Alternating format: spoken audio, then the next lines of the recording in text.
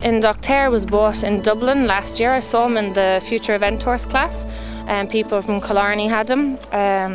Seamus, I can't remember, it's Casey I think.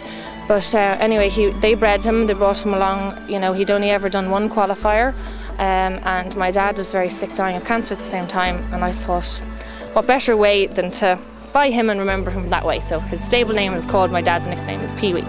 So he's called Pee-wee at home, and so I think he's a lovely mover. He has a good attitude, he gets a bit excited as he's a stallion, and he's out of a Volaterra mare that actually didn't do any jumping, but her dam did.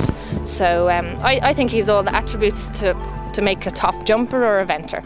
He's a lovely mover, he's beautifully balanced, he's a very special horse to ride, and the jump is good. He will, a lot of maybe his breed and the farmers take a bit longer than an Irish horse, you know. So I've spent quite a while schooling him. Even in the forest he's a little bit careful, he prefers to jump the water than put his foot in, but he's got over that now. So that's where he came from anyway.